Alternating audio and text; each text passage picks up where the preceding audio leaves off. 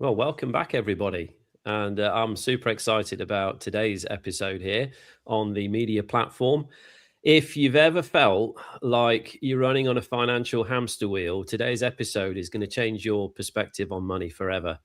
We're going to dive into what we call the currency creation protocol, where we're going to be discussing signature credit, how to reclaim historical credit energy from your past mortgages, loans, credit cards, even daily expenditure. So get ready because you're about to learn how to play the monopoly board of commerce at pro level instead of being stuck in survival mode. Ian, I'm super excited to dig into this one. Well, in my humble opinion, everybody who's over the age of majority should know this. Whether they do anything with it is up to them. But my word, if I'd known this when I was 18, what a different journey I would have had navigating on the monopoly board. It really is a game changer. I think a lot of people are. I think a lot of people are confused about what it is and how it works. But because of the way my brain's wired up, I have to know why it works.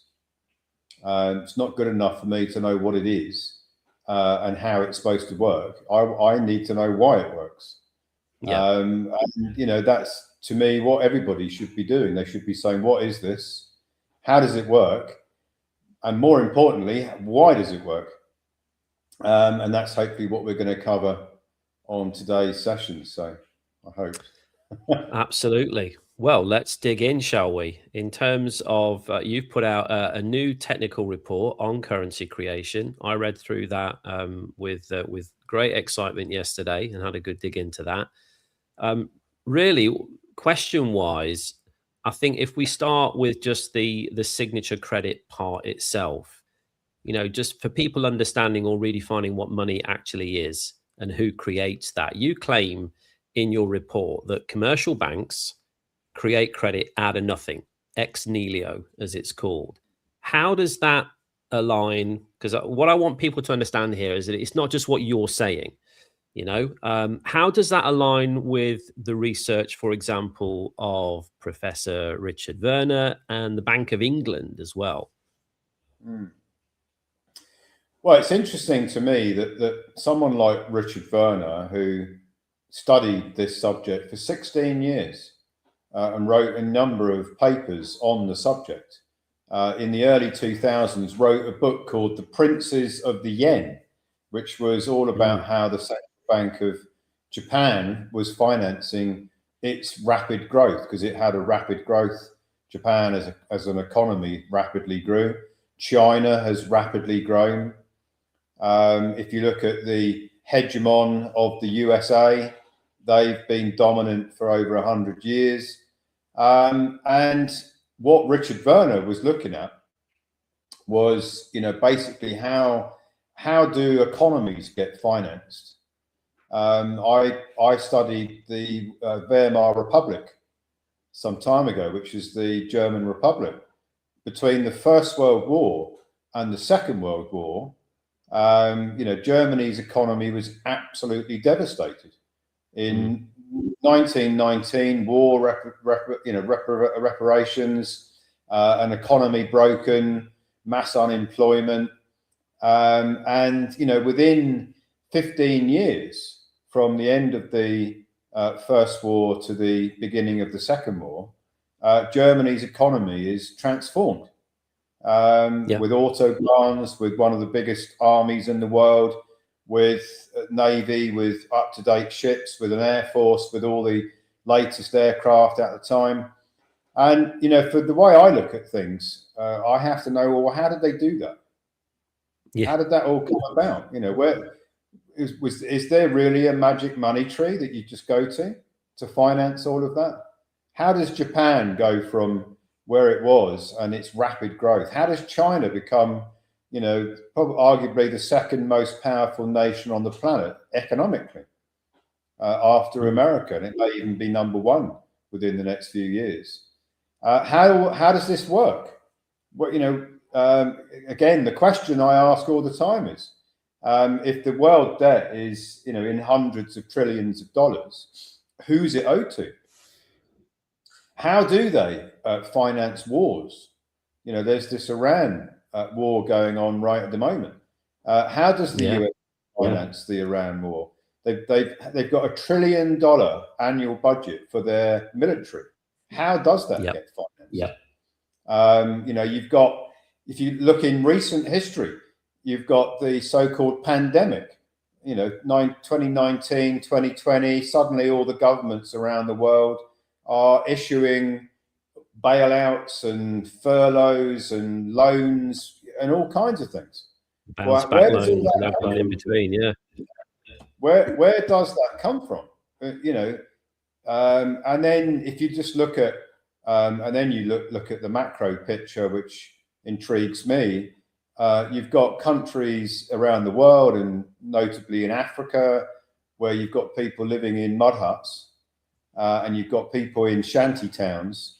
And I've been there. I've been to Brazil. I've played football in Brazil. There's shanty towns.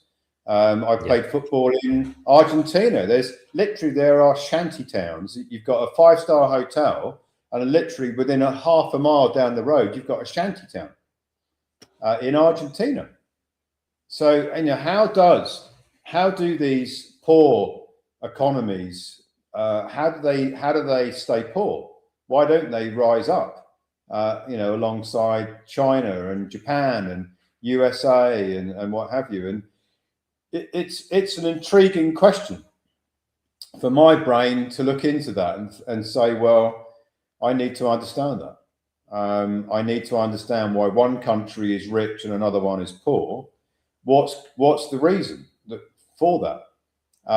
And when you start looking into ex nihilo credit creation, it gives you the answer.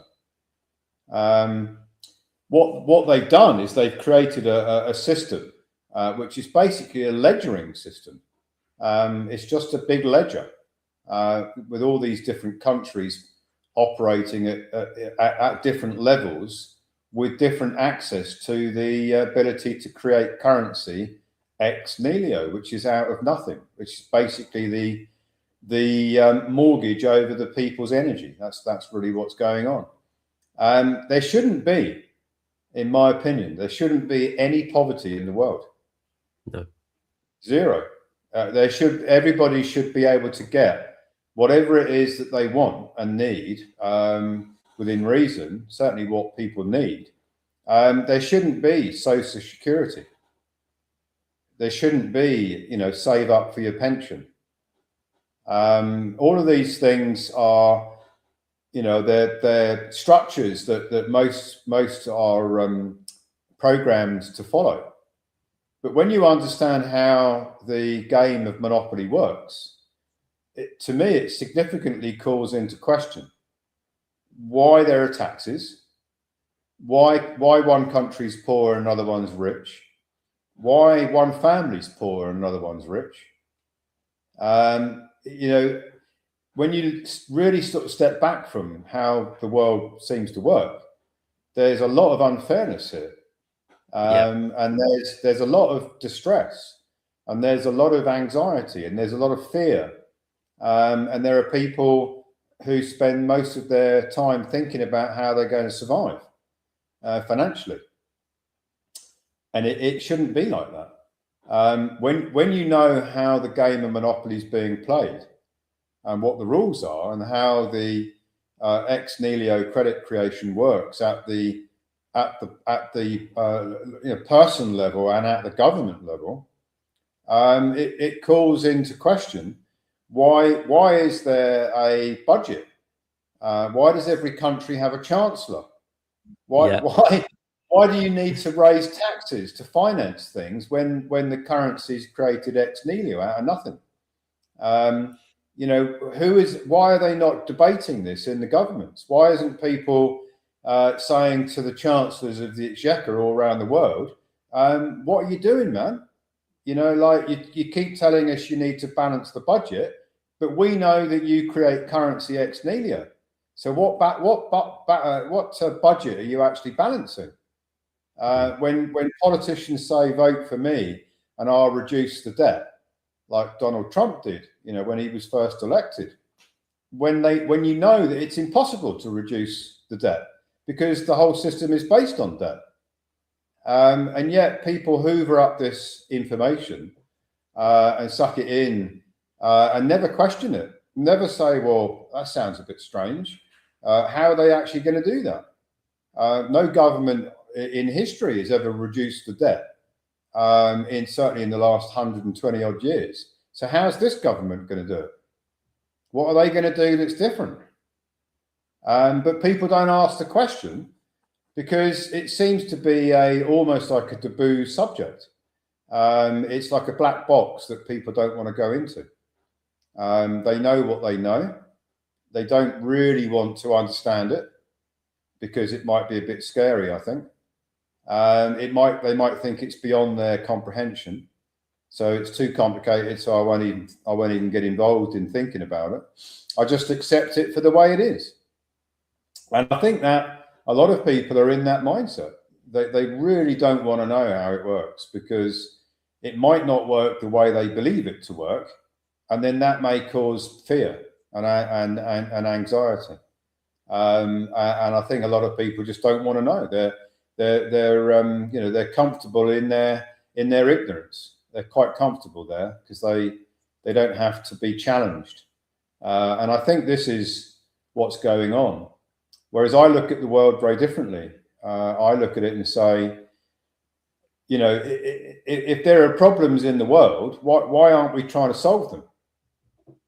What can we do to solve them? And if you can't solve them for everyone, who can you solve them for? And that's where our Republic of Old Souls nation comes from. So for those people who want to solve their problems, we've got a pathway. Yeah. And I think it's one of the only pathways available, in my humble opinion. I don't think there is any other pathway available out there that's been figured out from A through Z. But it's not for everyone because the way that the game of Monopoly works, not everybody could do it. But it shouldn't be like that. But you have to play within the rules. And the rules, there is a constraint on how many people can play the way that we teach, the way that we show. That's because of its constraint of the amount of taxes that are being paid. We'll perhaps get into that. But the whole subject to me interests me. But there again, a lot of people will go to the pharmacy and having got a prescription from the doctor that says take 3 of these a day and you might get well. And they've no idea what's in these 3 things, these 3 tablets they're going to take. They have absolutely no idea at all. They could be full of arsenic. Who knows what's in there? Yet because the doctor said you've got to take them and the pharmacist doles them out, people are doing it all around the world every day of the week. And yet very few people actually know what they're taking. So it's an example of where people just don't want to know. They rely on the experts. The doctor is the expert. We're not going to question the doctor. We'll just do what the doctor recommends and never question it, never investigate it. And I think that's what happens with the so-called money. We'll leave that to the experts. We'll leave it to the economists. We'll leave it to the chancellors of the exchequer. We'll leave it to the bankers. We'll leave it to the money men. And we won't ask any questions because we'll just leave it to the experts. And that's what I think is going on in many, many areas. I say that you don't need to be that. You don't need to go to university for 10 years to understand what we're going to talk about today. It's really quite simple. Absolutely not. No. I've got no formal education. I left school at the age of 11. I was a bit of a reprobate, to be fair. But I was, quote unquote, homeschooled, shall we say, from 11 through to 16 back in the 80s when there wasn't any real support for that. There wasn't any real infrastructure for that. My mum did the best she could. My dad, he was working at the university. He was a university lecturer at the time in the 80s. I did okay with maths, I guess, because my dad he had a PhD in mathematics, so he was quite clever with numbers. But I have no O levels, no A levels, no qualifications whatsoever. I'm not particularly technically savvy, shall we say. Anybody that knows me knows that I rely very heavily on Kirsty, my wife, for anything to do with technology, whether it's mobile phones or laptops or anything of that nature. She's way better at that than I am. But I get this. The only reason I get this is because I've taken time to read your documents, and it interests me as well. You know, why would it not interest me? This impacts my future, my kids' future, their children. I'm a granddad now, so my grandchildren's future. It impacts a lot for me. So I prioritize and I take the time to understand. And if there's something I don't understand, I ask, and I ask questions until I get clarity on that. So I absolutely agree. And I don't think this is beyond anybody. You just need to have an interest and prioritize what you choose to take in. You know, is it Netflix or is it learning how to secure your future? That's the way I look at it. And like you said, like any board games have a maximum number of players on them, don't they? You know, They this do. board game is for 4 to 6 players or whatever it is. There is a maximum number of people that can play this game of Monopoly. And if you come into the game too late, you might not be able to play. And that would be a crying shame. So, I mean, talking about signature credit, what exactly is signature credit? How does the act of sort of, you know, signing a mortgage or a loan or an application actually create value?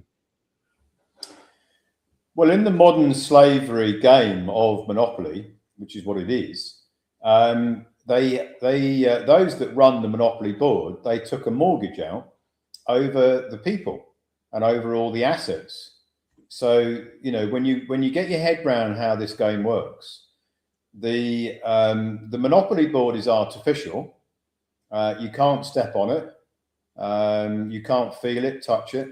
It's just an artificial construct. And what they've done is they've put all of these artificial pieces onto this artificial Monopoly board. It's a bit like a hologram. You're looking at a hologram. It's not real. You can put your hand straight through it, but it's all artificial.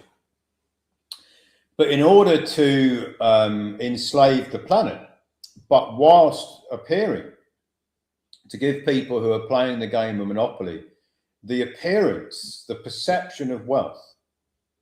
So I'll explain what I mean by that.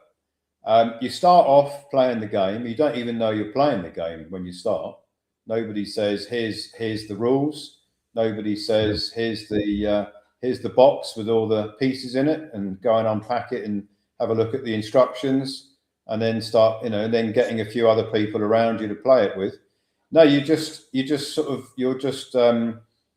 catapulted straight into it, and everybody around you is playing it, but nobody knows what they're actually playing. Hardly anybody. I've never met anybody who's actually ever figured it out.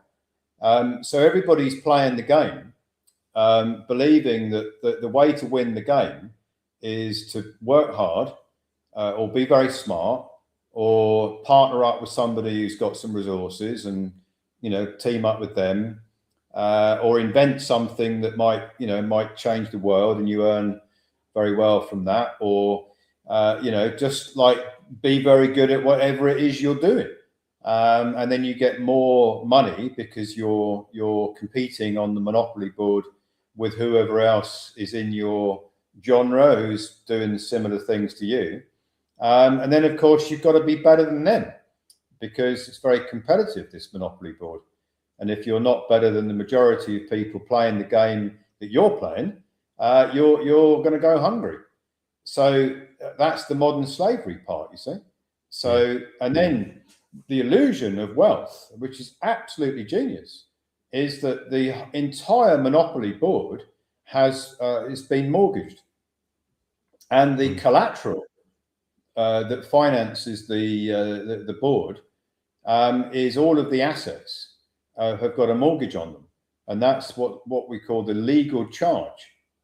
So those that run the Monopoly board, the governments, which are all interconnected, by the way, they have a legal charge over all the assets, property, land, buildings, any infrastructure, that it's all owned by the governments, because they use that land and those assets as collateral for the mortgage. So like when you go and you say, I want to get a mortgage on a house, what does the bank do? It takes a charge over the house. That's the collateral. That's the security for the loan, right? But if you then look at it from a much bigger viewpoint, travel up. Just imagine you were looking down at the planet, whatever the shape of the planet is. Everything in that view that you're looking at has been mortgaged. So the holder of the mortgage, which is the cabal, they then what they then do is they go one step further than just all the assets. Is they take a mortgage out over the energy of the people. So the people's energy is also being mortgaged. So you've got all the assets and all the energy that's been mortgaged. And the only way that the players can access the game is through this artificial construct, which is the person, the citizen, the player piece that goes, that maneuvers around the monopoly board. And the only way you can progress on the monopoly board, unless you know what we're going to talk about today, is by competing on the monopoly board. Your player piece has got to be, faster, smarter, sell more things, do more things on the board if you're going to succeed. So, some players that have done really well on the monopoly board, they will strut round with their, inflated egos, because that's what happens when people do really well on the monopoly board. I've seen it many times, is that they actually believe that all these things that they've acquired, like their big mansion and their 10 cars and their yacht and their private jet and all of these things that they've got, and their companies and their shares and their cryptocurrencies and all of these things that they think that they own, they don't realize that all of those things are actually owned by those that run the monopoly board, because those that run the monopoly board have got a legal title over all of those things. And what they've given back to the player piece, not even to the player piece, is a quotable title, which is the use of the thing. So it's no different from if you went and rented a car and said, can I rent this car for a week because I'm on holiday, I want to have a car. And they say, here's the car, here's the keys, and by the way, you've got to pay whatever you're paying for the week's car hire, and that is taxes. So you rent the thing and you pay tax. You rent the house even though you think you own it, and you pay tax. Everything, you drive down the road in your car doesn't belong to you, and you're paying road tax. So you see the whole monopoly board, when you figure out how it works, is very different from how it is perceived to work. Those that believe that they're very rich have got zero, and those that believe that they're very poor and can never change it, they can. Everyone's got a level playing field, but most people don't know it because they don't understand how the game works. When you figure out how the game works, then you have to question why more people don't want to know.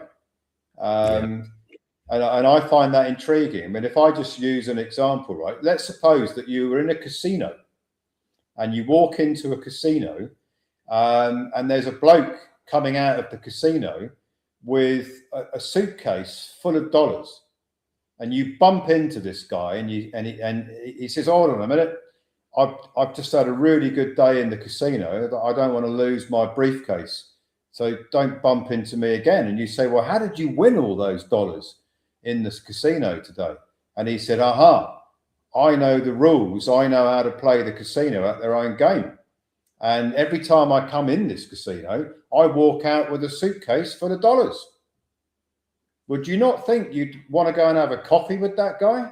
Sit down and say, well, can you not explain to me how do you beat the casino every time you come into it? would you not want to sit down and ask a few questions, or would you just say, "Well, good luck to you, mate. Hope it keeps on going," and then just walk in and end up losing most of your chips, because that's what tends to happen when you go in the casino. Every now and again you might win, but overall you lose. Well, in this game of Monopoly, the way that they've got everyone to play, nobody can win unless you know what we're talking about today.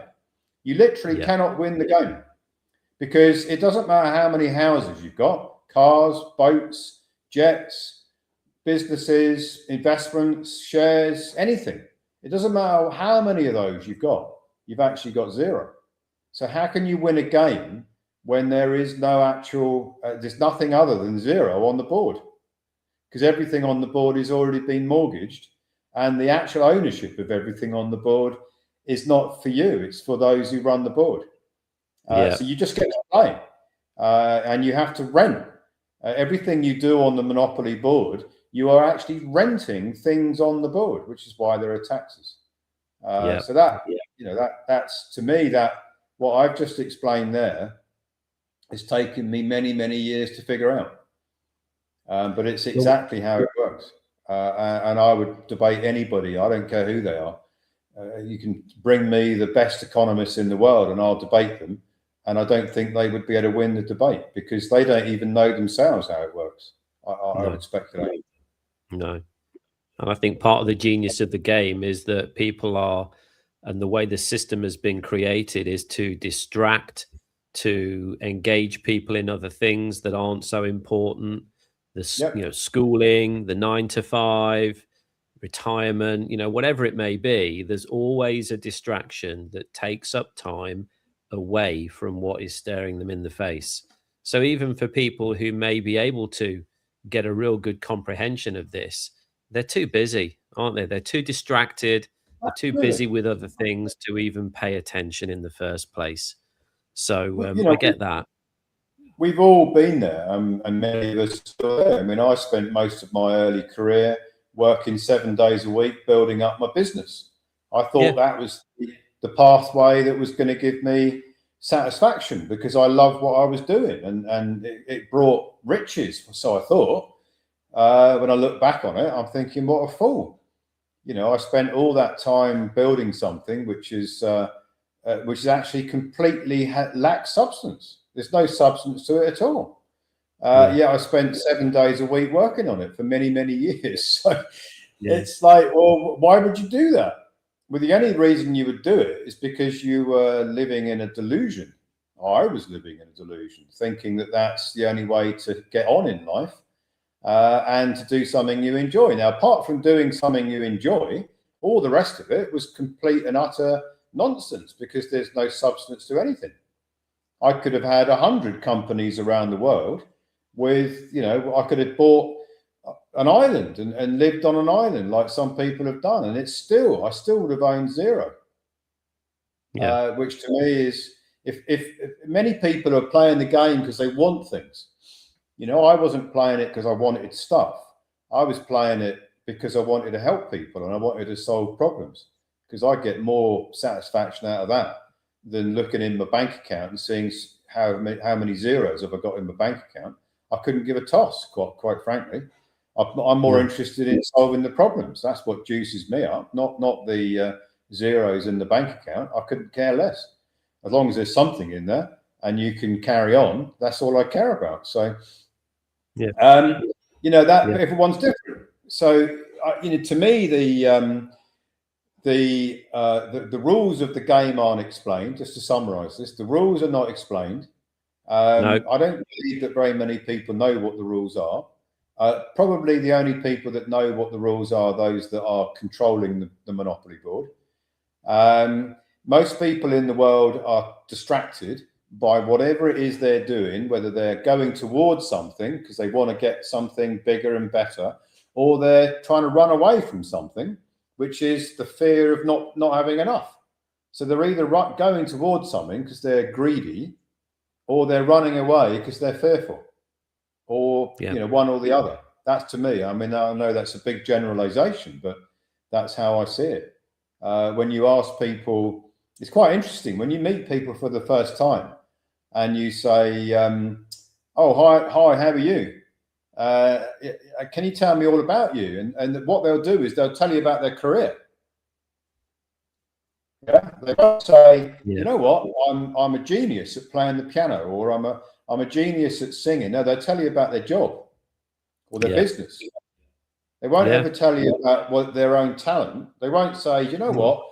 I'm pretty good at solving problems," or "You know what? I'm pretty good at figuring out how to do a jigsaw puzzle," or anything like that. No, they'll tell you about their job.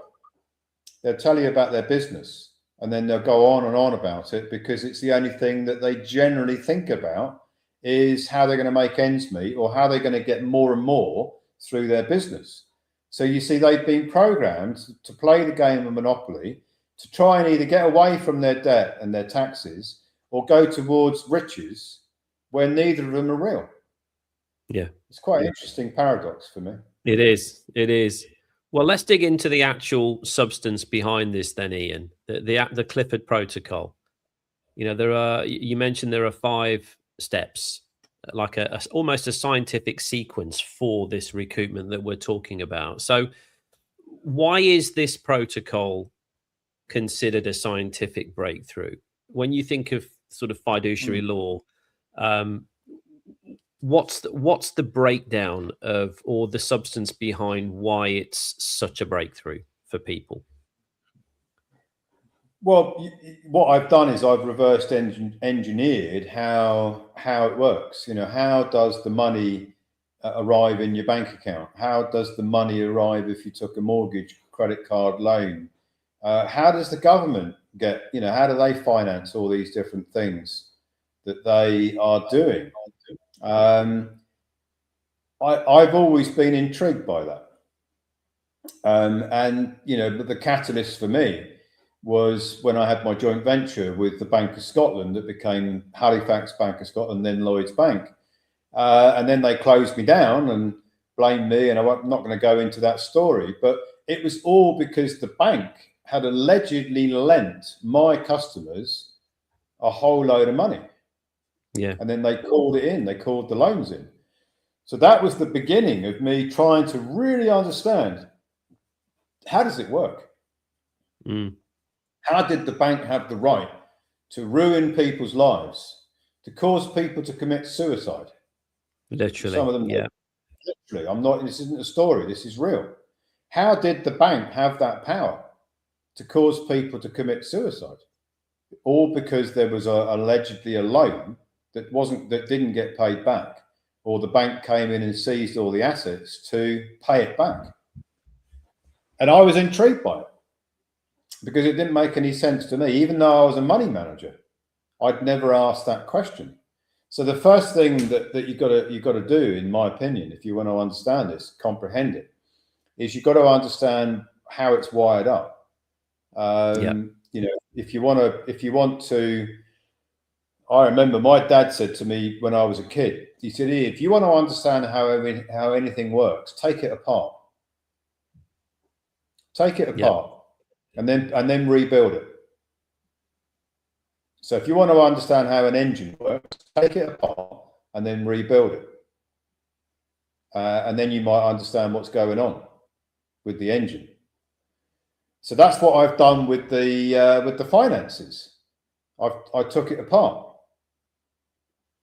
so that I could try and rebuild it. And when you take something apart, you do understand how it works, generally speaking, if you understand what the components are.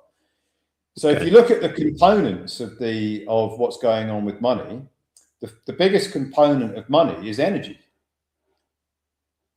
That's it. It's human energy. And if you're going to enslave the population of the world, how are you going to do that without them realizing? Are you going to put them in a cage, or are you going to chain them up? Because they probably noticed that. Or are you going to enslave them through them handing over their energy onto a monopoly board that they don't even know is a monopoly board, and then others get to use it, and then you lend it back to them, and then get them to go round and round the monopoly board to earn sufficient tokens that they can use to pay the interest and the taxes on their own energy. I mean, it's obscene. Mm-hmm. It's one of the most egregious systems I've ever looked at. So and can you break down? Yeah, billions are playing it every day without realizing it. Yeah. Could you walk us through the 5-step sequence then of the actual Clifford protocol, from sort of just recognition and understanding what's going on to then the redirection side of things as well? So I think a lot of people misunderstand what recoupment actually is.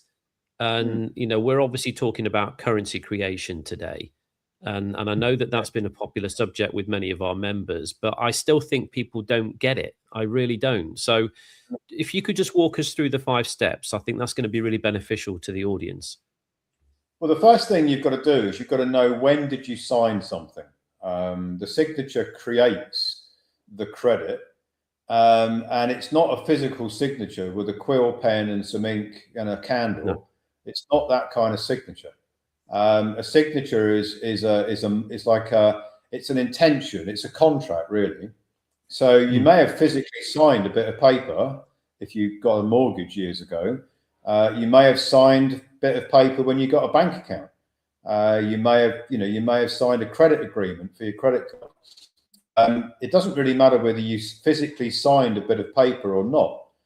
In the Monopoly Board, in the rules of the Monopoly Board, in terms of banking, it's the intention. It's a contract because you intended to do something, pay something, enter into a debt contract of some nature, and it's the intention, and that's what's known as the signature. So the signature is like the binding of the contract, if you like. Okay. So you've got to track down where was your signature. Did you, when you made bank payments, presumably you knew you were making them. So you have to have had an intention to have made them, whether that was a debit card payment, whether it was a BACS payment or a direct transfer or whatever it was. You must have had the intention to have done it. Otherwise, you presumably wouldn't have done it unless someone stole your debit card. But in most cases, there's the intention to make a transaction. That transaction could have been getting a mortgage. It could have been getting a credit card loan. It could have been saying to the employer, yeah, I'll be part of your PAYE or your W-2 system, your tax system, where you give me the balance and take off the taxes from the wages. That's also a signature. It could be that you basically put your trust in the bank because you opened an account with them and you had to sign to open the account, to open the mortgage, to open the credit card, to open the loan. At some point along the way, you would have signed something or you would have intended to do something with a bank. And the banks are very, very critical on the Monopoly Board. You know, the Monopoly Board's got hotels. There's a lot of hotels on the Monopoly Board, on the actual Monopoly Board. There should be banks on there because the banks are all operating as the nominees for the player, not the player piece, for the player, really, because the player is the living man, woman that's playing through the piece on the Monopoly Board. And the banks are very pivotal on this Monopoly Board because they are fiduciaries, trustees, nominees for looking after the energy that's been transferred through the signature. So the first thing you need to do is you need to figure out, when did you use your signature? Which banks used your signature to create credit? Bank payments, mortgages, loans, credit cards, or even deductions from wages. All of those things are using your signature to create transactions on this artificial Monopoly Board. So, fine, you go back into your records or you go into your memory and you say, yeah, I had a bank account with this bank in this year, and I had a mortgage with that bank in that year, and a credit card and a loan, and my employer used to deduct the taxes from my wages, and I remember it came from this bank.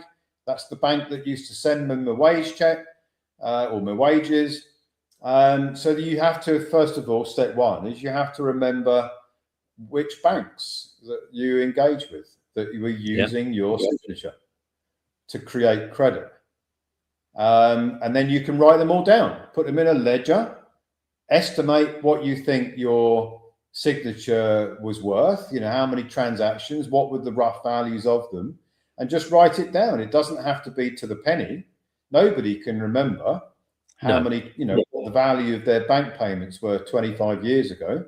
And I wouldn't expect anybody to have the records. Even if they had meticulous records, they probably haven't got them going back that far. So you just have to estimate it, because it doesn't really matter. Just for clarity as well, because for the audience, we spoke at the very beginning, or I spoke at the very beginning about daily expenditure as well. What you've just listed here specifically is things like, mortgages, loans, credit cards, those types of things, PAYE tax from your wages, and the signature being the intent. So if we just kind of wrap that all up, as far as we know what those are, they're the big kind of quote unquote purchases or debts that people will have: past mortgages, credit cards, loans, whatever it may be. But then when you think about daily expenditure compounded over 25, 30 years or whatever, that's a lot of signature credit energy as well. So are you saying that from a signature point of view, and I'm bringing this up to modern times now, because obviously this is different 25 years ago, but every time I go to the petrol station and I fill the car up, which costs an arm and a leg these days, as we all know, and I get my trusty little mobile phone out and I tap it on the counter, or every time I go to Sainsbury's or Tesco's or wherever you do your shopping and you buy your week's worth of shopping, which again is horrific these days, and you do the same thing, you tap it on the contactless. Is that an intent? Is that a signature? Is that signature credit that I'm creating? Yeah, your intention to make that transaction, which is to pay in the future, because you can't pay now because there's no money to pay now. You can only pay in the future, which is what you're doing when you're issuing that, tapping that device, typing your PIN number in and making a transfer, or what you think is a transfer. That's the signature. And that's going to create new credit on this monopoly board to add to all of the other credit that's on the monopoly board. That's your world debt, which is going up. It's skyrocketing up at the rate of knots every moment of every day, 7 days a week. Just have a look at the world debt clock and you'll see. Those numbers, it's like they go round and round and round. It's like they're going up in a spiral. It's unbelievable. If you watch it, it's like hypnotic. How much they're just going up and up and up and up. And they've never once come down, and they never will. Because all of those signatures, and every time any government in the world is going to use their signature credit to create new currency, to finance something that's going on in their country, that's adding to the world debt clock. And there's no limit to it, really. So when it comes to people trying to put a number on this and think about, well, what is my signature credit? Because according to what you've mentioned in the Clifford Protocol and these steps, that you can go back to the age of majority. You can go back to the age of 18 or 21 or 25 or whatever it is in the country that you're in, and you can reclaim the taxes. And we'll talk about the tax side of things in a minute, because I think this is where people have this misconception of what they're actually getting back. But in terms of people putting a number to this, if they've been working, just to keep it super simple, if I was working for the same company, loyal employee for 25, 30 years, let's say, and I knew, broadly speaking, what my salary was each and every year for the last 25 years, knew when I got a pay rise, I could kind of work out how much signature credit had been created there. But then when you think about what your monthly expenditure is, in the vast majority of cases, what comes in goes out. In most cases, I don't think there's going to be many families or people watching this today that, get their salary and at the end of the month, having paid their bills and done whatever they need to do, they've got some huge surplus there. So That's right. when it comes to them making that calculation, if they think about what they've earned for the last 25 years, they need to double that pretty much, don't they? Because they've got to think about most of that's gone out of my bank account as well. It's what's gone out that is your credit going out. You see, whenever funds leave your account, just call them funds because everyone probably knows what that means. Yeah. When funds leave the account, that is credit going out onto the board. When you sign for a mortgage, loan, or credit card, that's that credit, the face value of the debt instrument, whether it's a mortgage, loan, or credit card, add the face value to what you've paid out, what you have funded out, transferred out of your bank accounts. Yep. From the age of 18 or 21, depending on which country you're in, that's what we're talking about. That's the energy you've put on the board. Yeah. And you've done it through the nominees, the banks. The banks are operating as nominees for you, the real you, the living, breathing, sentient you. The banks are operating as your nominee, each one of them. And a nominee is just a fiduciary. So you've handed over your energy without realizing it to the banks that are holding on to it as if it were theirs. And I think we've been down this pathway before.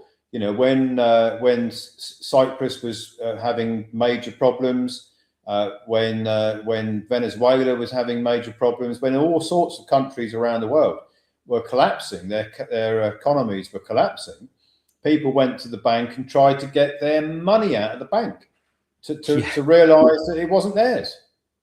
Yeah. Because it never was theirs. And A, there's no money.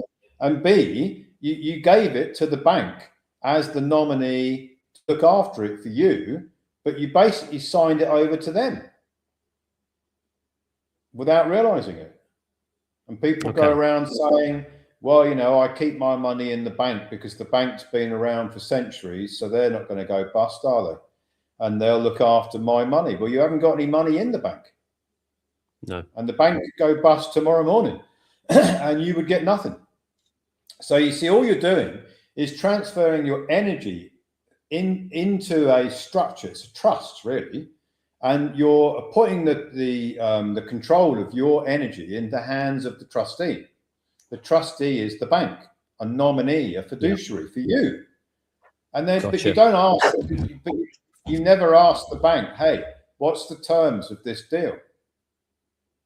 I'm going to give you my energy. You're going to look after it for me. You're going to use it and you're going to profit from it. And then what you're actually going to do, if I can understand this right, is you're going to send it back to me and charge interest on my energy. Is that what you're going to do? And that's exactly what they're doing all the time. But worse than that, because you see, the first step is knowing where your energy's gone, right? You've got to track down, where did you put your energy? Where did it leave you? And go on the monopoly board through which banks? Bank payments out of your account. Which banks facilitated those payments? Which mortgage companies did you engage with? Which credit card loan companies did you engage with? What employer bank account did you get your wages from? Add those things up from the age of 18 or 21 to now. That is how much energy you have put on the monopoly board, which is still on the board. Yeah. It's never left the board. It's still there. Add all those together, and that is your world debt. It's 97% of world debt. It's all of that energy is being put on the monopoly board. So the second step of the process is, once you've got the banks that you've entrusted with your energy, you've got the names of them, you've got the rough amounts per year that you put on the board. You put all that in a schedule, and that's how much you would be able to recoup as signature credit. So the next step is, and this isn't for the members to do, the next step is to figure out which banks, the linkages between the banks that the member has put down on their schedule and the next tier of banking, which is the investment banks. Okay. So you've got the clearing banks. Those are the banks you get your mortgage from, your credit card, your loan, you do your bank payments. And it's a little bit more complicated today because you've got these intermediary fintech platforms like Revolut and like Monzo and like all sorts of others. Yeah. I think Revolut might just become a bank, actually. Most of them are not banks. They work with clearing banks, right? Yeah. There is a network of clearing banks in the world. There are thousands of clearing banks in the world, and they have intermediaries that interface with the customers that call themselves banks, but they're not actually banks. They're just like intermediaries, really. But the actual clearing banks, what they do with your credit, which is your energy you've put into their system, is they sell it. And they sell it to the investment banks. Okay. Because the investment banks use it because they can hypothecate it and make more from it. It's a multiplier.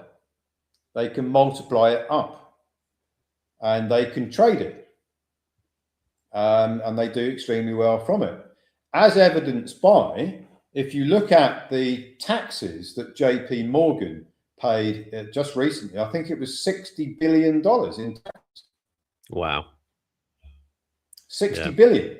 Just in one taxes. In one bank. So how did they do that? How did JP Morgan make that much profit that it had to pay 60 billion in taxes?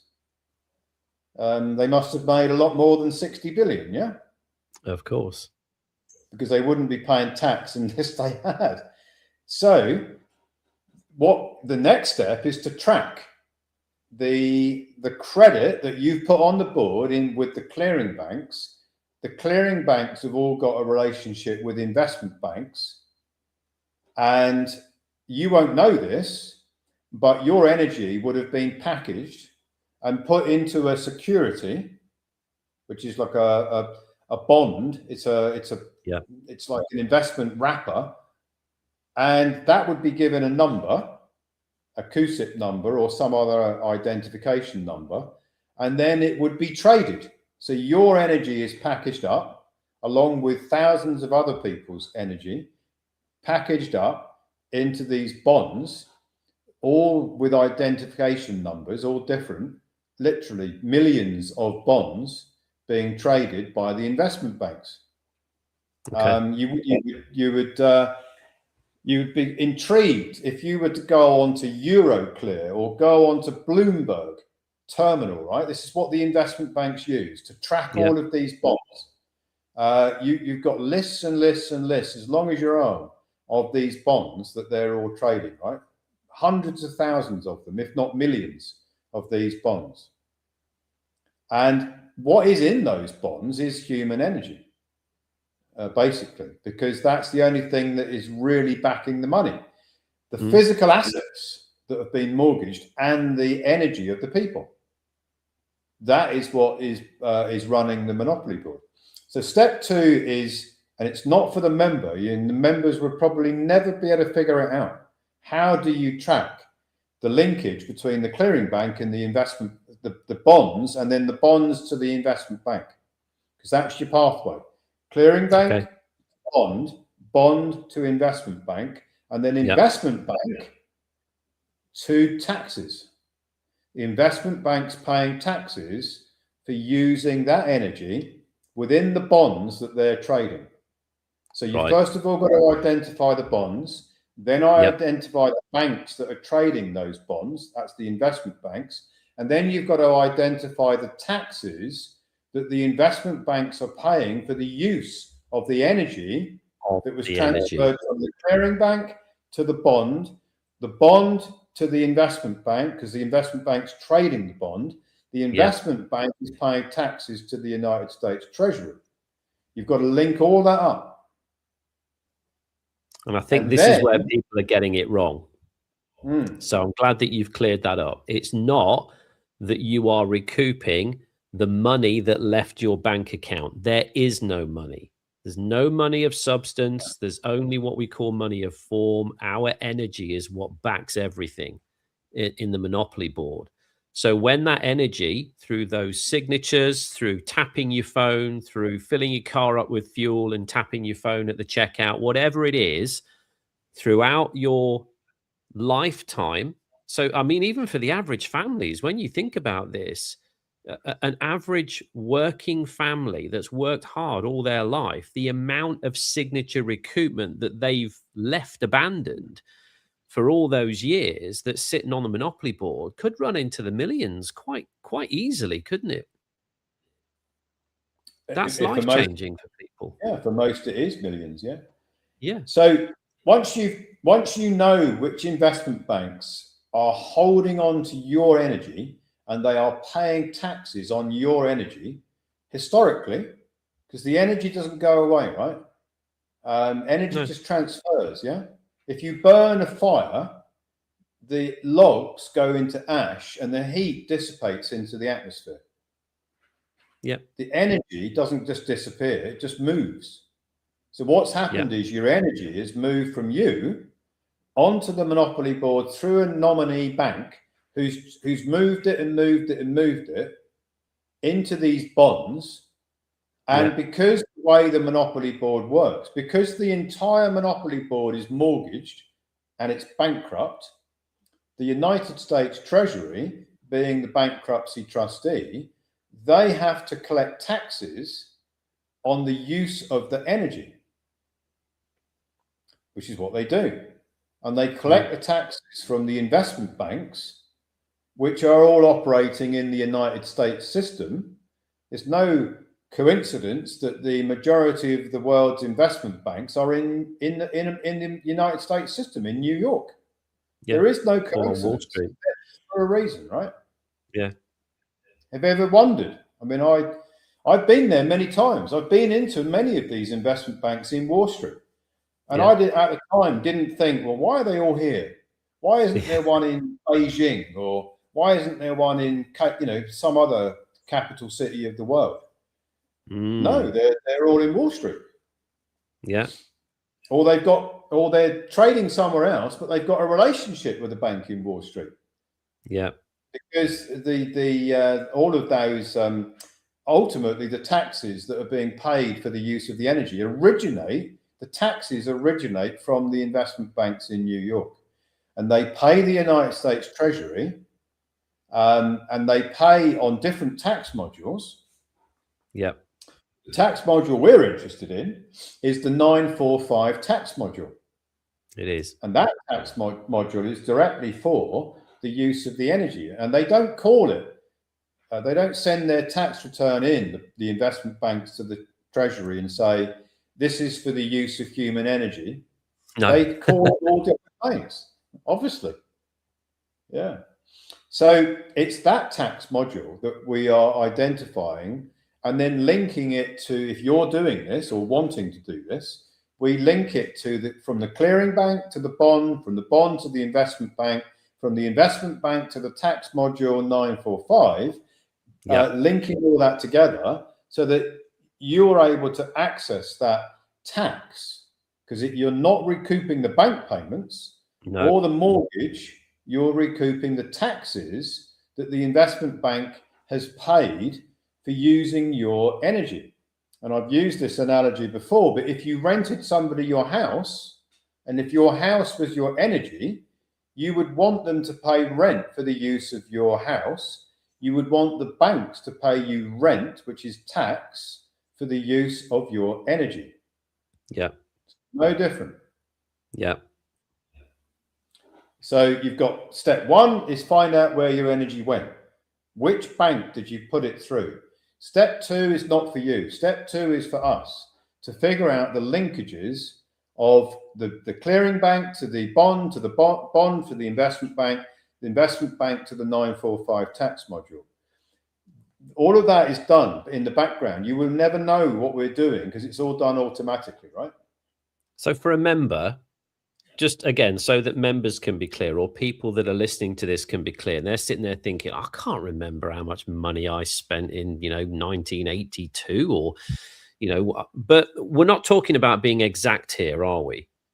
Doesn't matter. Just in layman terms, what do we need to be able to track this through the clearing banks, the bonds, the investment banks to the 945? What do we need from the individual? What's the bare minimum that they need to give us for us to be able to facilitate this? All we need is the name of the banks and the rough amount. That's all we need. We do not need to go into the attic and study and get all their old records out of boxes and add it all up. We don't need that. Right. All we need is they've not got to think about from 1982 to 1986. I used this amount with this bank, and then from 1987 to 1990, I used this bank. It's not necessarily the years. It's who's the bank, roughly how much was it? That's it. That's it. That's exactly what it is. Okay. So, most people I've ever met, and I remember I had thousands of clients, they have a bank that they stay with for a long time. Yeah, myself included. Yeah. Some people have more than one bank account. I get it. Some people have business accounts. I get it. But most people have a bank that they open up when they're young, and they stay with that bank for a long time because they get things from the bank and they become a loyal customer. So, if you've got that situation, you just have to estimate how much have you paid out from your bank accounts. Estimate. Nobody's asking for you to go back and get all your bank statements out and add it all up. You don't need to do that. You just need to estimate, this bank, whatever the name of it is, I paid out of my bank accounts, roughly speaking, this much since I was 18. Yeah. And you might be 20% out. Who knows? Your error of tolerance, because nobody can remember. I get it. Yeah. But just estimate it. And then I had three mortgages. What is the face value of the mortgages? I had 8 credit cards, 2 loans. What was the value of the loans? What was the peak balance on your credit cards? Again, you don't have to be precise. Nobody's asking you to go a forensic audit or bring in the auditors to go through all your records and figure it all out. You just estimate it. The most important thing is that you need to know the banks that you were working with, that you had the accounts. That's it. You don't need all the, upload of all the bank statements and all of this stuff. It doesn't really matter. No. And the reason it doesn't matter is because the investment banks, they buy and sell the bonds, and the bonds themselves, obviously they know what's in the bonds because the managers of those bonds have to know what's in there. But when it gets to the taxes that the investment bank is paying the United States Treasury, they're not saying to the United States Treasury, right, here's $20 for Andy's use of his credit, here's $50 for the use of Ian's credit, here's $35 for the use of Sarah's credit. They're just making a payment. On all of it. Although we're tracking it all, and we have to track it all, because we can't put in the electronic reporting officer, that's the tax filing license holder, can't just file in for anything, make it all up. There has to be we have to reconcile it, but the investment banks paying taxes just pay one tax bill. If you think of a business, right? If you're in business, you'll understand what I'm talking about. At the end of the year, if you're paying taxes, you don't send your tax bill to the tax office and break it down by how many customers you had and how much your tax is related to each customer. You just pay the tax bill. Yeah. That's the same thing that's going on here. Yeah. The investment banks are paying the tax bill. They're not breaking it down into millions or hundreds of millions of little, transactions that went on. They're just paying the tax bill. Okay. So what's the next step from there? Well, you've got to have your own nominee, right? So Okay. remember, on the Monopoly Board, there are these banks and they're all operating as nominees. If you're going to recoup Signature Credit, you need your own nominee on the Monopoly Board. Makes sense. And that nominee is an international grantor trust. And the birth certificate construct, that's the person, citizen, becomes the grantor of the nominee, which is an international grantor trust. Okay. Which is recognized by the United States system with its own tax reference number. So that's this EIN number that you speak of, yes? EIN number, yeah. Okay. So again, the member doesn't need to do this. We facilitate this part of it. We create the grantor trust. We get a tax reference number. There's an indenture. All of these things are done for the member. The member is the grantor, the creator of the trust. Okay. Trust now sits on the Monopoly Board. It's not a piece of paper. It's got a tax reference number. It's a recognized entity. It's actually in the United States system a foreign alien because it is foreign to the United States. It sits internationally on the Monopoly Board, and it will now file through an electronic reporting officer, which is a license holder to file tax returns electronically. It will file 1099 OID against the energy that you've put through the clearing banks into these bonds. Yeah. It will identify the banks that have been trading the bonds with the CUSIP numbers, and it will put in 1099 OID, which is going to qualify the nominee, the new nominee, the trust that is sitting on the Monopoly Board as a nominee for you, the creditor, the true creditor, which is the living man, woman, as the beneficiary of the nominee structure, the trust that is now sitting on the new piece on the Monopoly Board, and it's going to file 1099 OID. And then when you go and look on the internet and say, please tell me, or go in your chat GPT and say, please tell me what 1099 OID is, and can I use it for signature credit recoupment? It's going to tell you that if you do that, you're going to end up in jail. Yeah. Because, or the very least with a huge fine.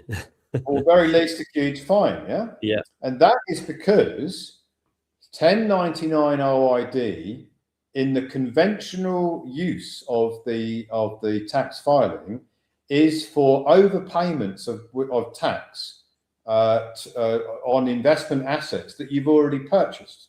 Yeah. And most people file 1099 OID from the taxpayer itself, which is from the birth certificate construct. Yes. The person, citizen.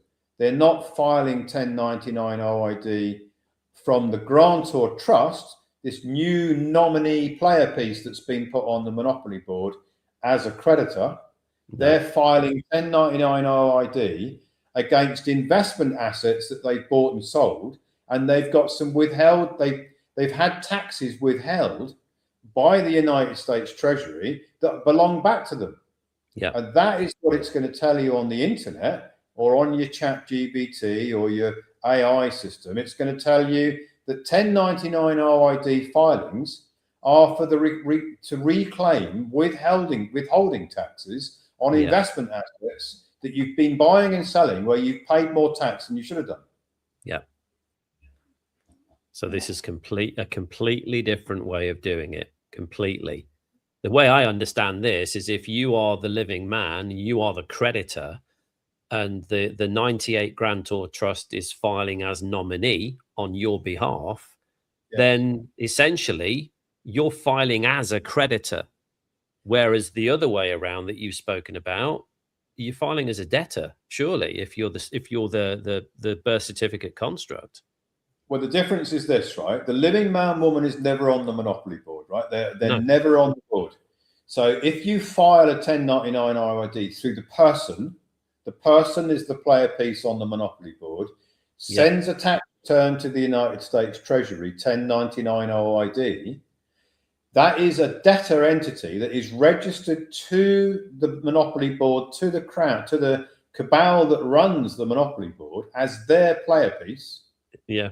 That is filing a tax return, wanting to recoup taxes that do not belong to it. Yeah. Which is what people have been doing. Which is why people have been getting into trouble. You either get a tax bill or you go to jail. Yeah. Or you get nothing at all and it all goes silent. So that is the living man woman who is the agent for the birth certificate construct, the person filing 1099 OID. There is nothing about that should ever work. It sometimes does work because the IRS makes a mistake. And people say, oh, I got a check, so it must work. Well, it's not because it was technically sound, it's because the IRS made a mistake. Yeah.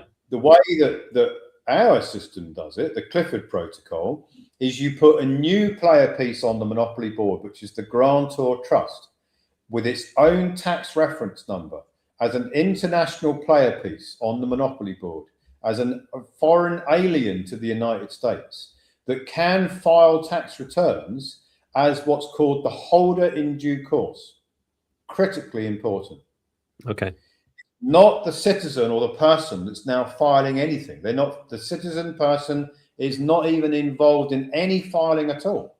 It is the grant trust that is filing a 1099 OID as the holder in due course on behalf of the living man woman who is the beneficiary, who is not on the board. The grantor trust is on the Monopoly Board filing 1099 OID as a nominee for the living man woman who's not on the Monopoly Board.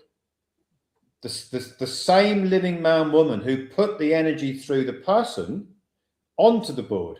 So you go on the board through the person is the citizen, the birth certificate construct, artificial entity that is a banker under the Bills of Exchange Act. That's how the energy gets on the board. It comes back from the board through the nominee, the new nominee trust that's been put on the Monopoly Board for the benefit of living man woman, the same living man woman who put the energy on the board in the first place. It's like you go in the entrance door and you come out the exit door. You can't go through the entrance and then back through the entrance to the exit. There's two doors.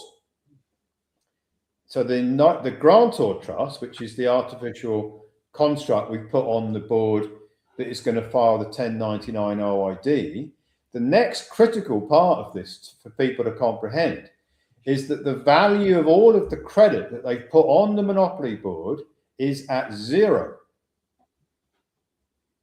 Okay, can you explain that?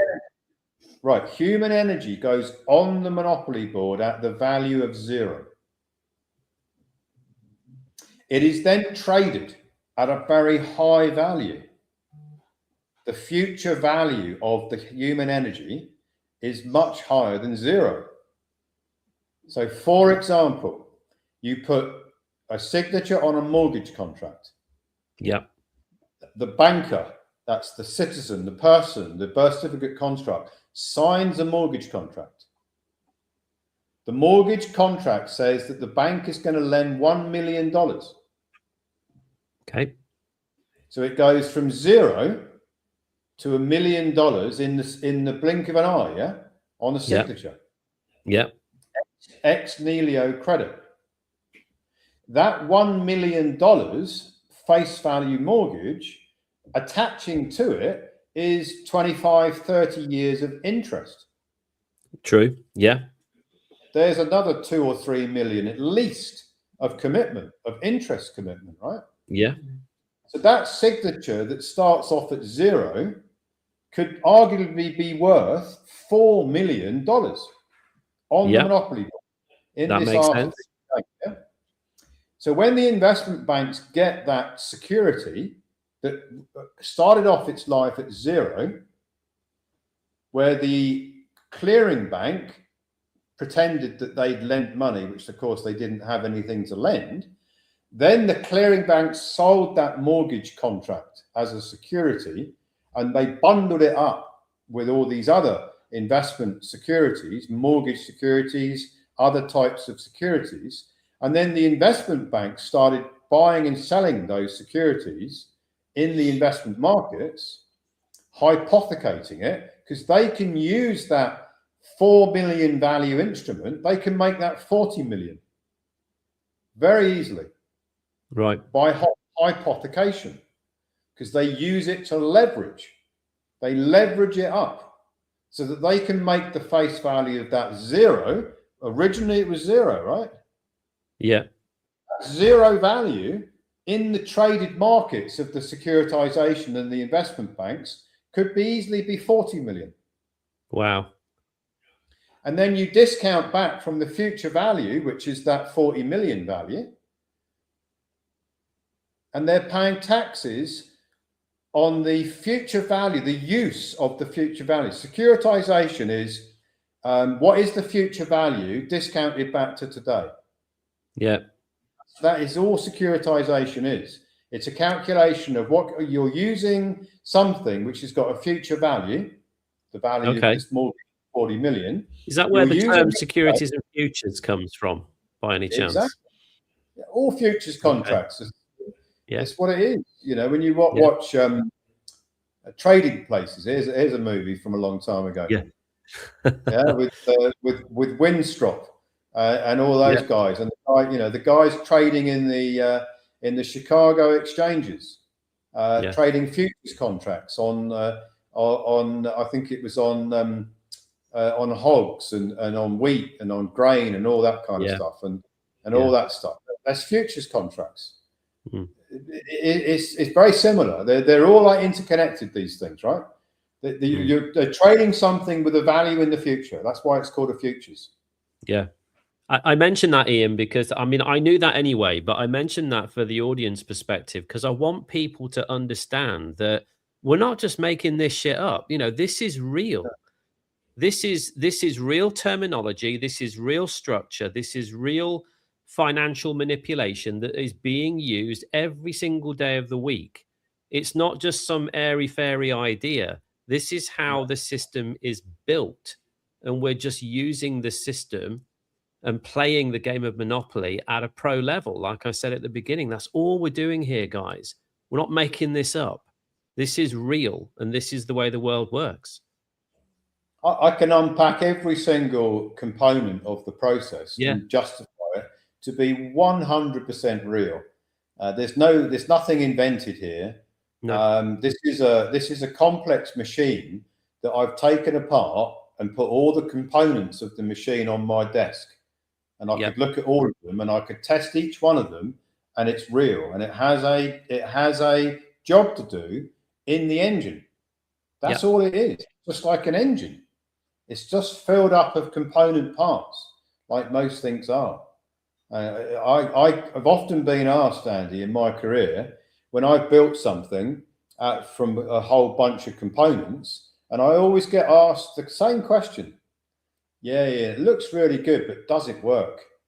And it's like, well, all the component parts work, and I've put them together, so the overall plan or program or protocol should work, shouldn't it? Because if all the parts work, why wouldn't the whole work? Yeah. And that's something I've struggled with in my career, because that's all I do, is I put pieces together that individually work. I put them together to make up a protocol or a program or a plan. That's all it is here. So if you want to know how something works, as I mentioned earlier, you've got to take it apart. I took it apart from A through Z to make sure it all made sense, and it all makes absolute perfect sense to me. Yeah. So once you've got your you filed the 1099 OID, but I say you're not doing anything if you're watching this. The electronic reporting officer that's got a license from the IRS and software with the IRS straight into their system is going to file 1099 OID against the payer of the tax. The payer of the tax is the investment bank that is linked to your clearing banks Yep. through all those bonds with all those reference numbers. So the 1099 OID is going to be fired into the IRS electronically with a license holder filing the 1099 OID on an electronic platform, an automated platform, and it is either going to be accepted or rejected there and then. That is instantaneous, isn't it? When that filing goes through, it's either accepted or rejected immediately. We're not sitting around waiting for an approval. You're not sending in a bit of paper and hoping for the best. Are they going to do anything with it? How do we know if they have done anything with it? No, it's filed electronically, and the system either accepts it or rejects it there and then. Yeah. Right at the point of pushing the button to send it in. Yeah. That then goes into the IRS's system, and they have their own algorithm, which is going to now investigate it. Yeah. So they might reject it because it makes no sense whatsoever up front. So if it's not rejected, now it's into their algorithm, and their algorithm is going to check it out. And what the algorithm is going to look at is who is filing for this 1099 OID. What entity is filing? And that, in this case, is the 98 series grantor trust. So the algorithm can go, tick that box. That is potentially the holder in due course filing a tax return. Yeah. Right? Now, the next thing it's going to look at is who is the recipient of the taxes and who is the payer. Well, the recipient is the grantor trust. The 98 series grantor trust. Remember, we put that new player piece on the board as the nominee for the true creditor, the living man woman. So that new player piece, the IRS is going to look at it. Does it have the standing to file a 1099 OID? Looks like it does. It could well be the holder in due course of the credit. It's then going to look at the payer and the recipient. The payer is the investment bank. That's the payer of the tax.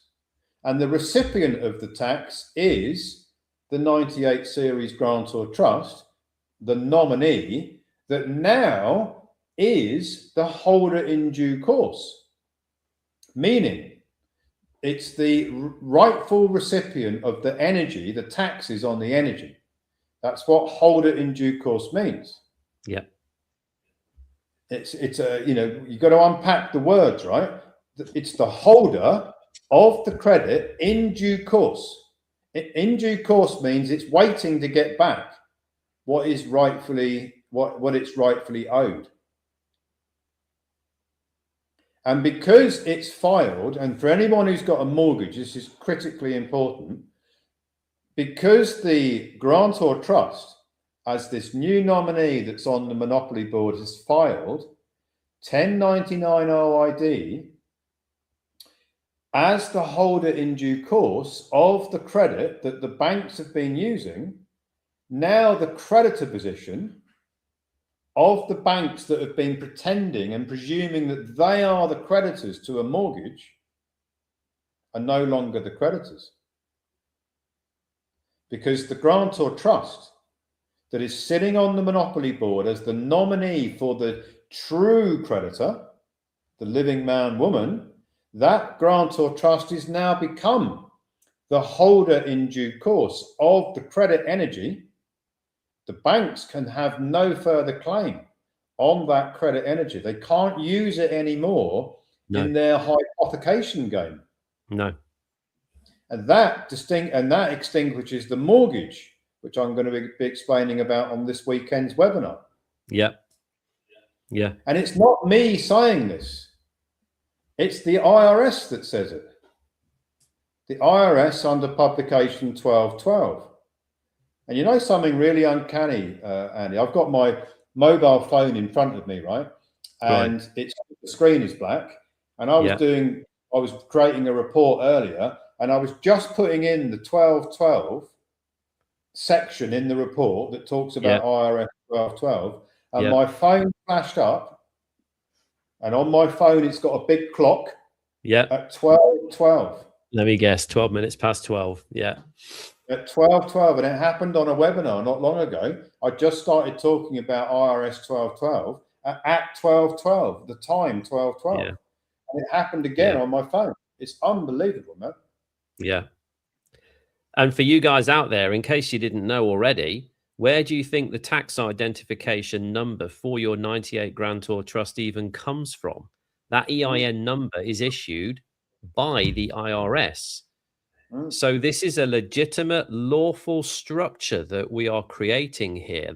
This is the doorway onto the monopoly board. You can't step on it as a living person. You can't. But with a nominee structure, the 98 foreign grantor trust structure, with its own EIN, its own tax identification number issued by the IRS, it's a very powerful structure to have, isn't it, Ian? Somebody said to me when I wrote a paper recently that this should win the Nobel Prize. Yeah.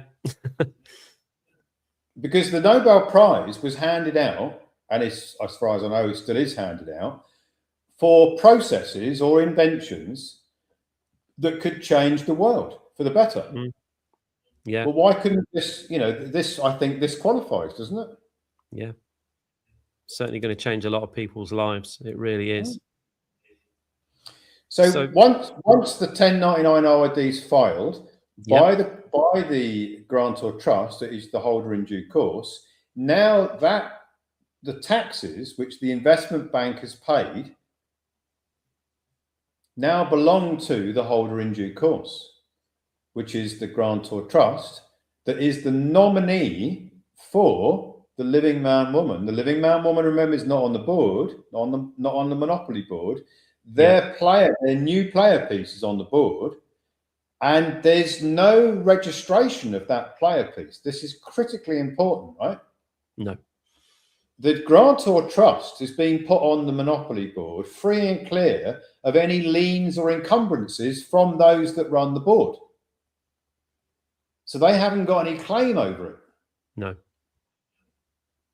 Whereas they have got a claim over the person, the birth certificate construct. They've got 100% ownership of that player piece because it's theirs. They created it for their own purposes on the monopoly board, which is why people get massive tax bills when they file from the citizen position or the person, the birth certificate construct. This is entirely different. Yeah. This is how to play them at their own game, right? So think of it this way. They devised this game of Monopoly. When I say they, that those that run the Monopoly board, and the only way that Monopoly board can work is through banks, through clearing banks, or through central banks, or through the Bank for International Settlements. Yeah, so that all of these banks are all nominees for the people. So if you're going to play the game, you've already got a bank, but that is the person, the birth certificate construct. Yeah. But you don't control it because it's registered to them. It's registered to the cabal. So by putting a grantor trust on the monopoly board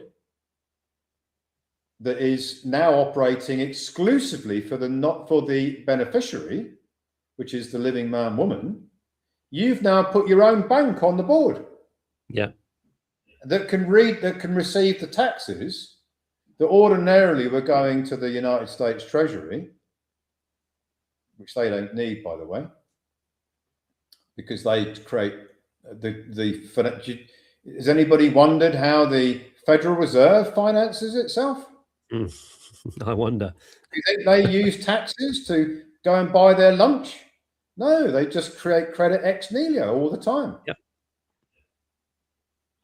So you put a new piece on the board. We facilitated it. We've done all the heavy lifting of figuring out where all the references are, linked to everything together, then employed a licensed tax preparer with the right software to fire in the 1099 OID into the United States Treasury, where their algorithm can now start looking into, is this a legitimate redirection of taxes or is it bogus? So their algorithm is now going to look into it. The IRS algorithm 810 is going to have a look. What is the structure that's filed the 1099 OID? Is the investment bank as the payer, have they paid enough taxes to meet the claim against them? Because the 1099 OID is laying up a claim of redirection of taxes. It's also changing the creditor position. So the bank can no longer claim that the mortgage that was in that investment bundle, that investment bond, they can no longer claim that they are the owner of it or the creditor to it, because they're not. Okay. Because the record's been corrected. This is a game changer for mortgages, right? Now the IRS system is going to look at all the other claims that have been made against that taxpayer. That's the investment bank, 945 tax module. How many other claims have come in against that tax module? So if there's $1 billion worth of taxes paid by the investment bank on their 945 module for a tax year, but there's 3 billion of 1099 OID tax redirection claims, the Treasury can't fund them all. No, because it hasn't got enough. So what happens in that scenario if the taxes paid isn't enough to cover the redirection from the 1099s?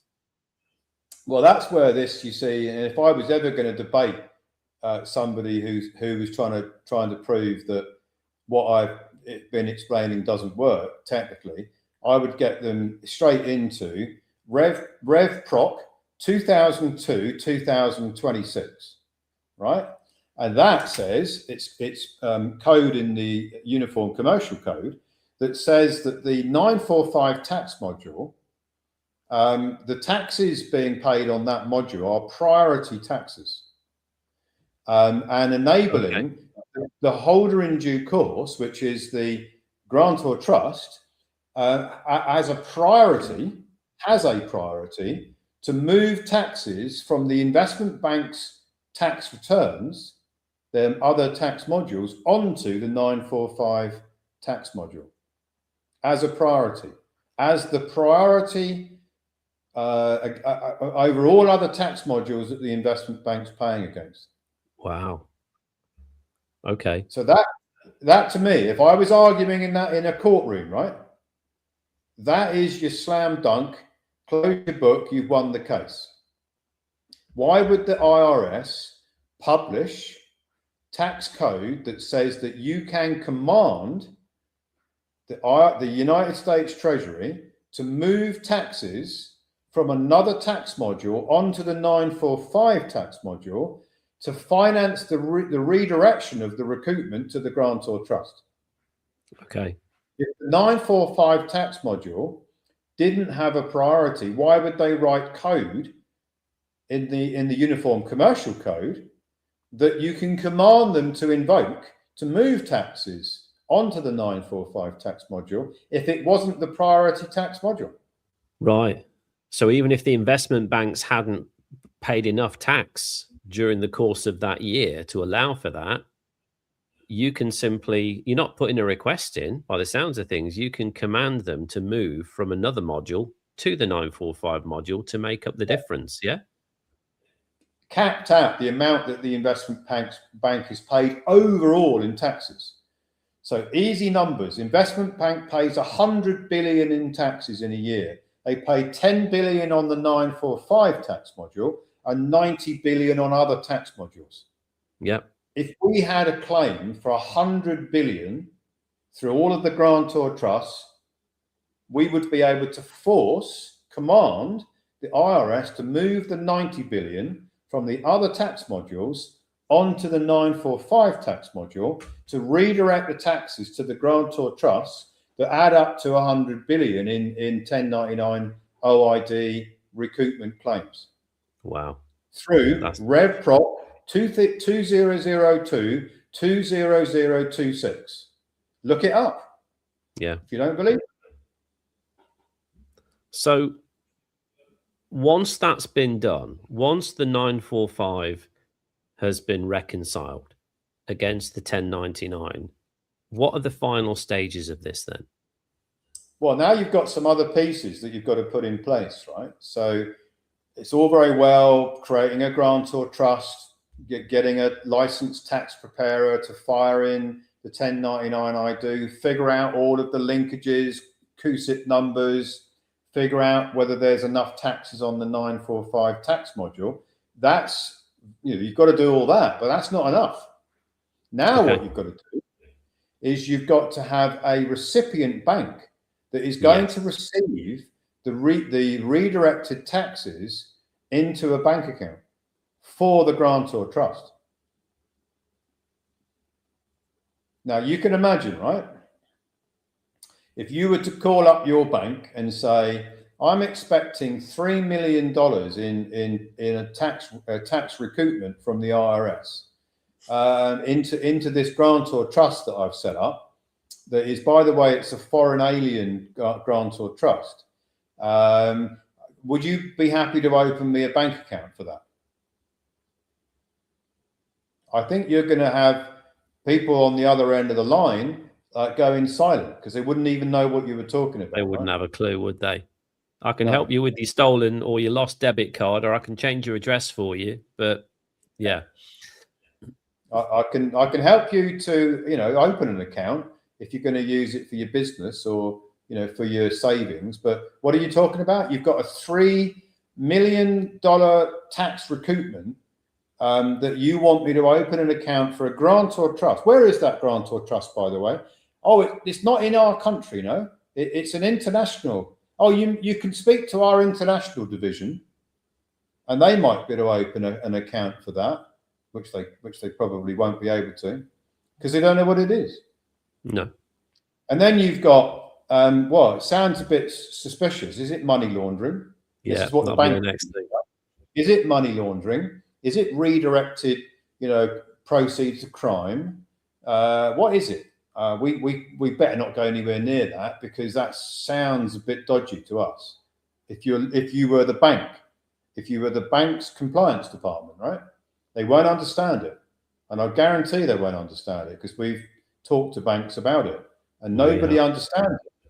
Because even the people in the banks, who you would expect would know what I've just been explaining, have no idea whatsoever.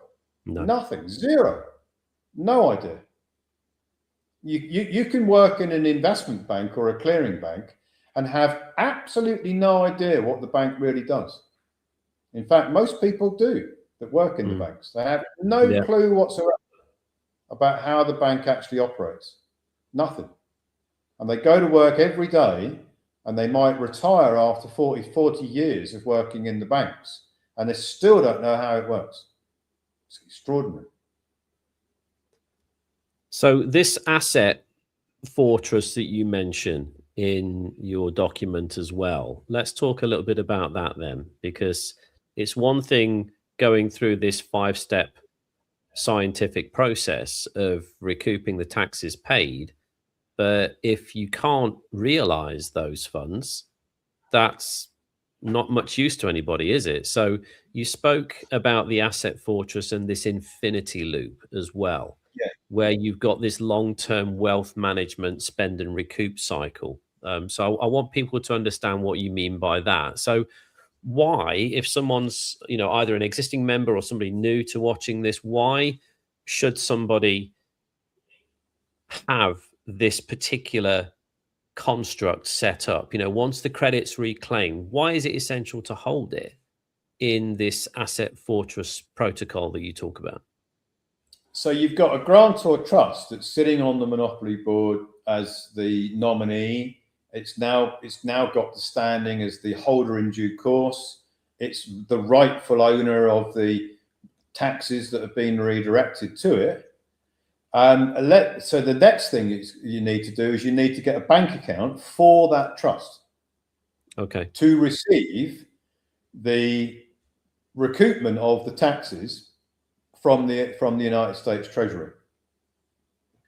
And they call that IRS TREAS, TREAS 310. Yep. So they actually have a name for it. So again, if I was debating this or in a courtroom, I would be bringing out all of these references saying, well, if it's not real, how come they've got a reference for this? How come they've got a reference for that? Yeah. So the IRS TREAS 310 encompasses ACH and Fedwire. These are two different electronic banking transfer methods. Yeah. Over $1 million, it's Fedwire, and under $1 million is ACH. Yeah. So the grantor trust that is now going to receive these taxes, the recoupment of the taxes, the redirection of the taxes from the United States Treasury under the 945 tax module, is now going to file, the grantor trust is going to file a tax return. It's an interesting description, right? It is, isn't it? When you break it, when you stop and think about what you've just said. A tax return. Well, what does that mean? It means they're going to return the tax to you, if you actually know what it means. So the grantor people would think that means, and they'd think the opposite. They would think that they're actually returning the tax to the tax department, but it doesn't mean that at all. It's actually the other way around. So in this context, the 1041 is filed by the electronic reporting officer who's licensed to file it, having received the wages and tax transcript. You've got a wages and tax transcript that has come in that confirms that the IRS is comfortable to release and redirect the taxes to the grantor trust. Yep. If you don't have a wages and tax transcript, there's no point filing a 1041, which is the tax return. And for anybody new watching this, that's what one looks like. That is a wage. Well, there's two there. There's one for me. There's one for my wife. These have come directly from the IRS. I know these are redacted, but there are the tax withheld, federal tax withheld amounts written on there. I'm actually going to be doing another interview, Ian, with another member of our team here who has, has had a lot of experience with the ERO system and the filing of the 1099s, the 1041s, and just understanding this process that you're talking about. And we're actually going to be giving you guys, not just a couple of pieces of paper that I've got here, these are mine and my wife's, but we're going to be giving you some hard evidence of the type of recoupments that the IRS have verified, have put on the 945 and corroborated those numbers, and have then transferred that to the wages and tax transcript itself. I've got a whole wodge of examples that we're going to share with you on screen so you can see. And we're not talking a few pounds and shillings here. We're talking millions and millions of dollars, just so people watching this understand that these components that you've put together do work, Ian. I mean, how much have we actually had confirmations back for, roughly speaking, so far? Well, I think round numbers was $600 million. I think it may have been, it would have been a lot more than that if the saboteurs hadn't have scuppered it in September of 2025. I think it was over $2 billion, in fact. So yeah, just let that soak in, guys. $2 billion worth of recoupment.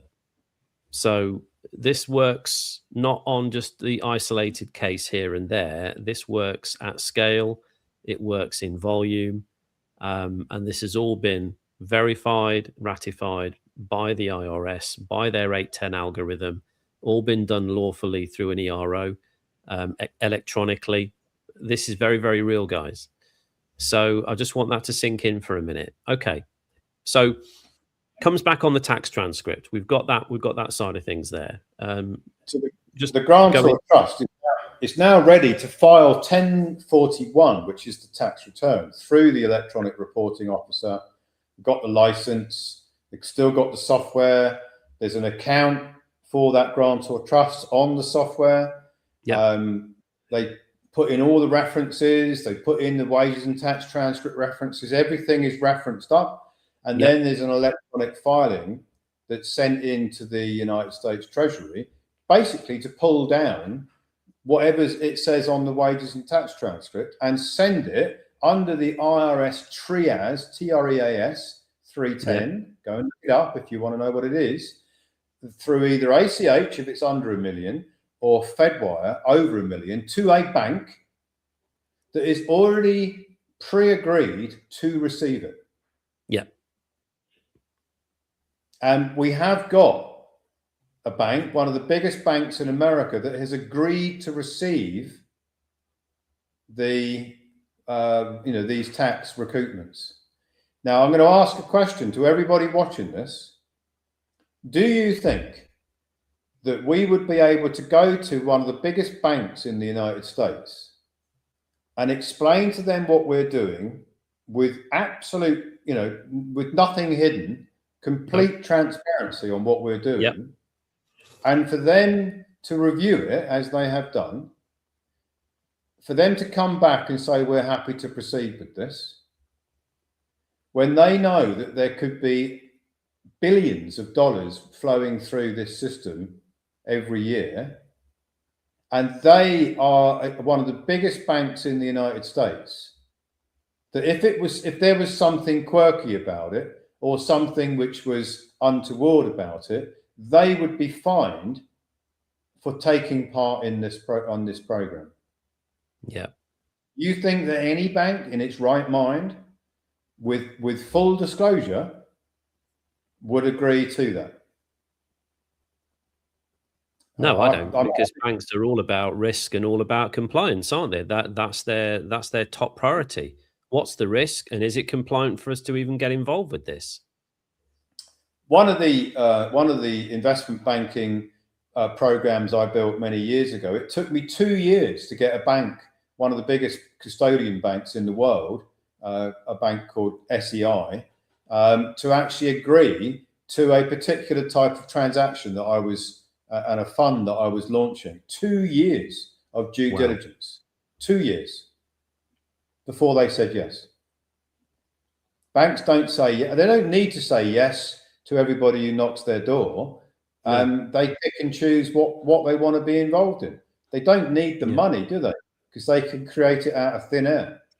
So they only get involved in things that kind of fit their model.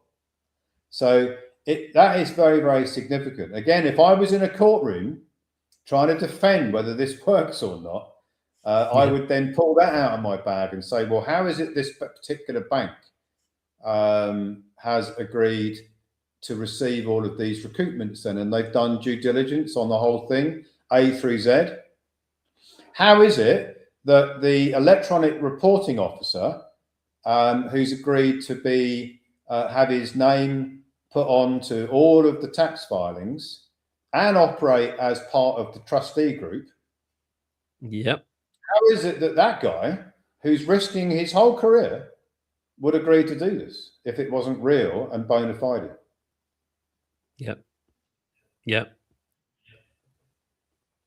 So explain to me now, once the money's come through to these agreed bank accounts, or this agreed bank account, what happens at that point? How does it then become usable for the member?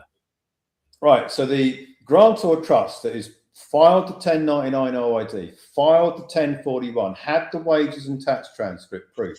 It's got all of that. It's now holding on to the funds. So $1 million has now arrived in that bank account that is the bank account for that grantor trust. The member is going to say, that's amazing, fantastic, but how do I get my hands on that million? That's where the Asset Fortress comes in. So the Asset Fortress protocol is a second grantor trust that sits on the monopoly board where the as a nominee, Okay. for the credits, for the true creditor, beneficiary, living man, woman. Yeah. This time, the Asset Fortress Protocol is going to have the grantor that creates it is the birth certificate construct, and the trustee of the grantor trust is the birth certificate contract. So the person, the citizen, the birth certificate construct, the artificial player piece that everyone's using all the time on the Monopoly board is now become the grantor and the trustee of the Asset Fortress Protocol, meaning that the living man, woman, who is the agent for the birth certificate construct, the citizen, the person, has got 100% control over the Asset Fortress Protocol. Yeah. And the first grantor trust that's sitting there with $1 million in this example is going to send that million to the Asset Fortress Protocol. And the Asset Fortress Protocol is going to receive that $1 million. And now a donation is going to be made to the Old Souls Nation. That's the Freedom Plan. And that donation is signature credit creation. Yeah. And the remaining amount, whatever the amount is, because there's different deals for different people, right? Whatever the remaining amount is, the member can spend signature credit signature credit again, issuing out transactions from the Asset Fortress Protocol that qualifies to be recouped as signature credit recoupment. So this Asset Fortress that you're talking about, this other 98 grantor trust, you've got one for filing, you've got another one that essentially is acting as your trust for your assets, but also will have I'm assuming a bank account attached to that for the money to be sent to. Does that bank account, is that just like any other bank account? As in, I've got a bank card, I can use that for my transactions, or how does that work? It'll be a specialist account that has a bank card, and you can do everything with it that you can do with your current bank account. But it won't be, it won't be down the high street, the bank down the high street that provides it. It'll be a specialist banking facility. We offer the members a choice as to who they want for their Asset Fortress. There will be a range of options for those members who want to choose from the options. Of course, everybody will, of course. And now you've got the private treasury. That's what this Asset Fortress really is. It is a treasury. Every king and queen who's ever been in the world has had a treasury, right? Yeah. That's what you have. If you're very, very wealthy and you have a family office that is looking after your wealth, you have a treasury. That's what the Asset Fortress is. It's a treasury. It's going to manage the spending of the living man, woman, not the player piece, the person, the citizen. That you don't need those bank accounts for this. They don't feature. You can still keep them, but they don't feature in this design. You have the Asset Fortress, which is the private treasury that is going to send out new credit, spend. And then that is signature credit. Why? Because the grantor and the trustee are bankers. Because the grantor and the trustee is the person, is the citizen, which is the banker. Yeah. And then the donation that was made to the Old Souls Nation for the Freedom Plan, that is signature credit. That you've also created. In the next cycle. That can be recouped as well. So you have $1 million. It came into the Asset Fortress Protocol. X percentage of that went out as a donation to the Old Souls Nation as signature credit. The remainder was spent on whatever that the member wants to spend it on. The next tax filing cycle is going to recoup the donation and recoup all the spending, so that $1 million comes back. Comes back again. So that's It this goes infinity loop that you talk about, yeah? the infinity loop. Yeah. I don't Wow. think it gets any better than that, guys. Quite No. frankly. If you're hearing this for the first time, then and your mind's getting a little bit blown with all of this, that's exactly where I was when I first started hearing about this. I got a little bit angry, if I was honest, to begin with, when I realized what was going on and how long it had been going on for. Like you said, Ian, if we'd have known this 20, 30 years ago, how different things would have been. But the fact that we do know it now, I take that as a blessing and I take that as a privilege. You know, the knowledge that you've put together here is going to be life changing for my family, for so many other people as well. And the fact that you can recycle this as well, this infinity loop, this isn't a one hit wonder, is it? This is something that people can do year in, year out. But here's the catch. I don't think that we're going to be able to do this indefinitely. I don't think, based on the way the world's going and the global agenda that is creeping in, that people are going to be able to continue to spend and recoup, spend and recoup, spend and recoup just frivolously every year, relying on this cycle. However robust it is right now, there's going to come a time, isn't there, where the agenda does start to creep in and people are going to start to, there's going to be a window that's going to close. I mean, when you talk about this asset fortress protocol being a banker, being this nominee where you can spend and receive the infinity loop of abandoned credit, I get that, but bearing in mind the bigger picture, what would you be advising people to do, and how would you be advising them to leverage that asset fortress to future proof themselves and their families while they can do this at the moment? Well, the asset fortress is a private treasury to hold assets as well as a mechanism to spend and recoup. It is dual purpose. You hold assets that have real tangible value. And if you can get legal title to them, so physical gold, physical silver, is you can get the legal title to that.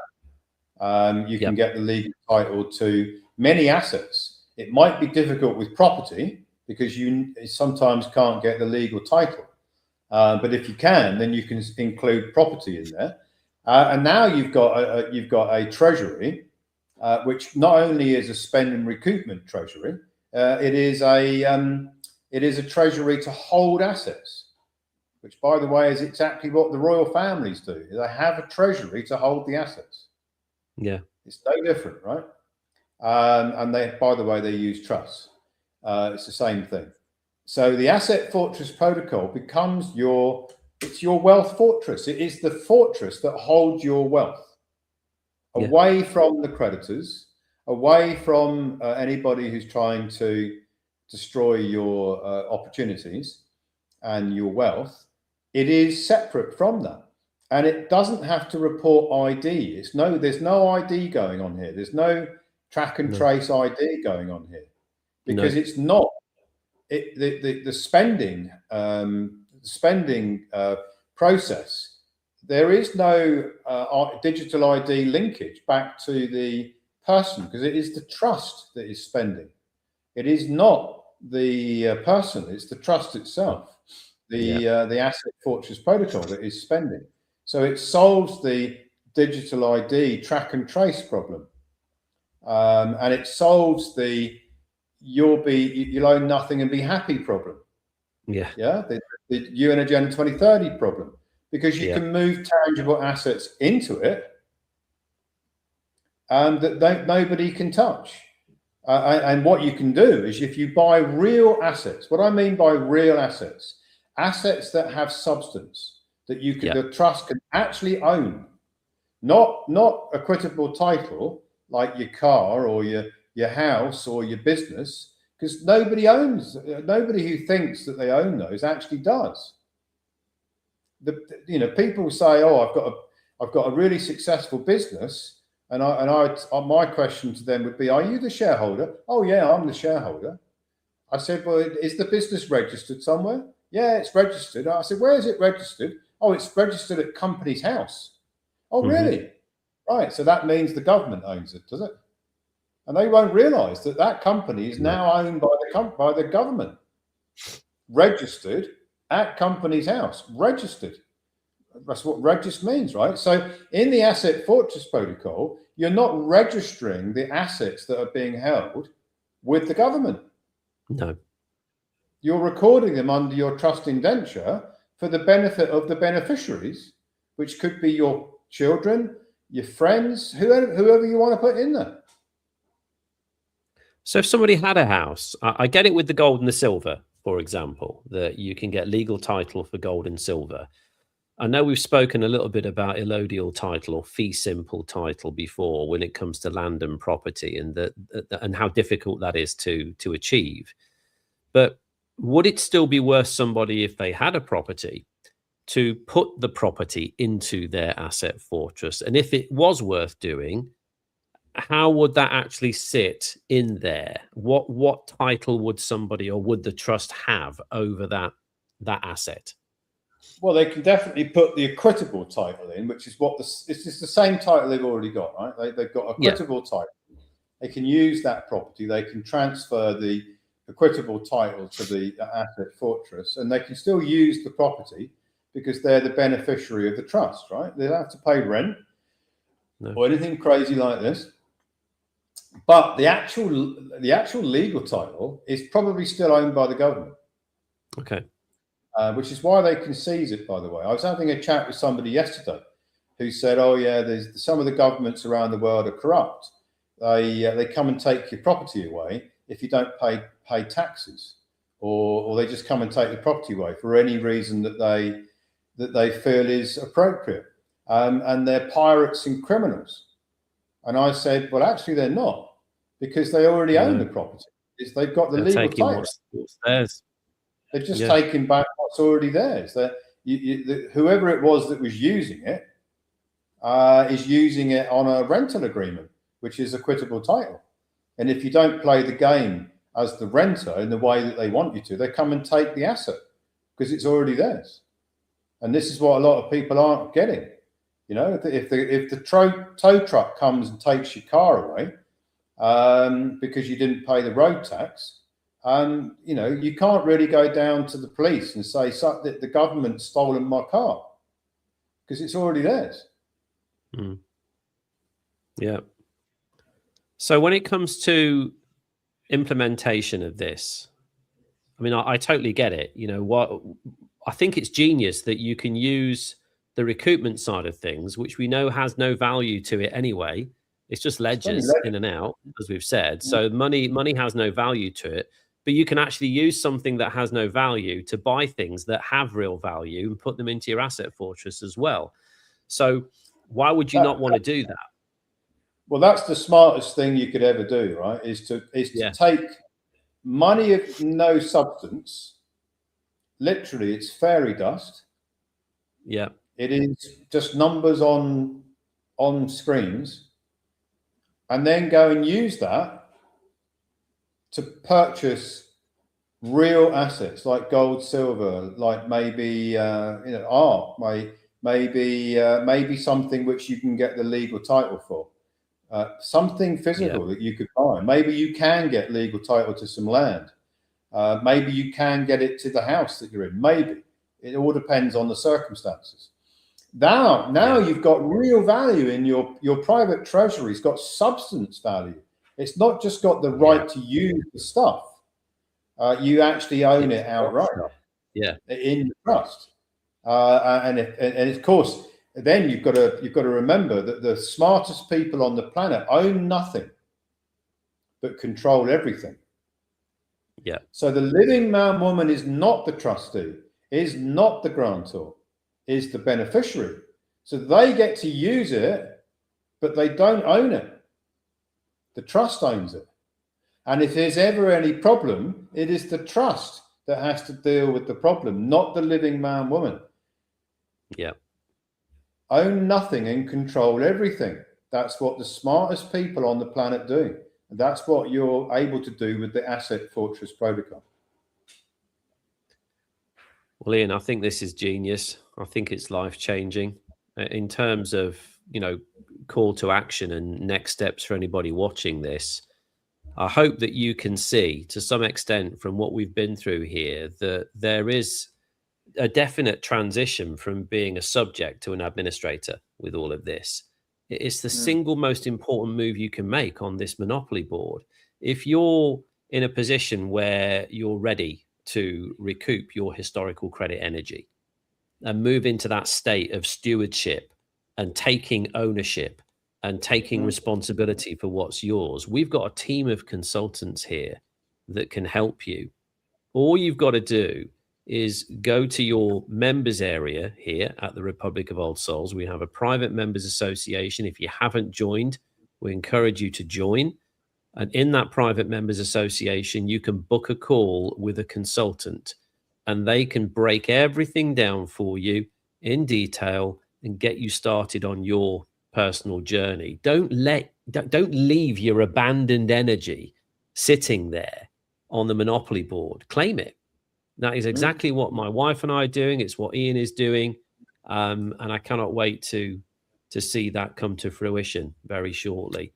So that's all I've got to say, Ian, on the subject matter. Any final thoughts from yourself before we wrap this up? Yeah, my final thoughts are that many people have said to me over the years, could you spend some time with me? Could you come and have a chat with me? Can you come round, or we'll meet up somewhere and we'll have a chat together about what they want to do, right? Because I've had that all my life, right? All my professional career, people are saying, I'd like to get an hour with you, Ian. I'd like to have some time with you so we can go through, you could share with me what you know about how I could solve this or whatever. It's happened to me all the way through my life, not less so in recent years because of the propaganda. But in the early years, that's all I ever experienced. Well, you will be able to do that very, very soon with the Ian Clifford avatar. So we are currently working on an avatar that will be rolled out as quickly as it can be rolled out, that's got my knowledge in its memory. And you'll be able to talk to it about whatever questions you've got, you'll be able to talk to it, and it should be giving you the same answer that I would be giving you. Amazing. Amazing. So guys, if you are interested in moving forwards, if you're on the fence, then my encouragement would be get into the private members association. Once we have the avatar rolled out, you literally be able to sit across the table from a virtual version of Ian with all the knowledge, all the data sets, all the information. Every technical report that Ian's ever written will be in the brain of that avatar, will be in its knowledge base. There won't be a question that you ask about the protocols that it won't be able to answer for you, and hopefully be able to tailor the answer potentially to your personal situation as well. But certainly from a technical perspective, it'll be able to give you absolute on-point, accurate answers. So super excited about that. I hope, guys, that you found the interview today regarding currency creation beneficial. I know that there's been a lot of interest in currency creation. There's also been a lot of confusion as to what it actually is. So I hope now you understand that in more detail. You've got the ability to go back to the age of majority, 18, 21, whatever the country is that you're from. But you consider that if you're in your mid-30s to mid-50s, think about all the credit that you've put out on the monopoly board and you've never, ever reclaimed that back. Even if you're just an average, hardworking family that's struggling to get by, and there's plenty of those right now, the amount that you've left on that monopoly board over the last 20, 30 odd years is a life-changing amount for you and your family. Reclaim it, secure it, put it in your Asset Fortress protocol, buy things of real substance and value to them, like gold and silver and art and all these things that Ian's been talking about.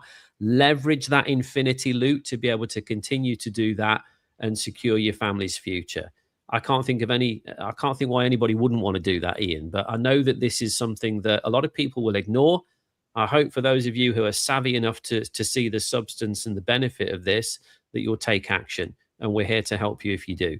So thank you for watching us. We'll see you on the next episode. Look out for my next interview, which is going to be some hard, cold evidence of transcripts, multi-million-dollar transcripts. I'm going to be reading those off for you, sharing my screen, and myself and a colleague of mine is going to be going through a little bit more detail about what we've seen behind the scenes in terms of the filing process and how that's been working, so that it will only just reinforce what we've done on our interview today with Ian. So for now, enjoy the rest of your day, and we'll see you on the next episode. Bye for now, guys. Bye for now.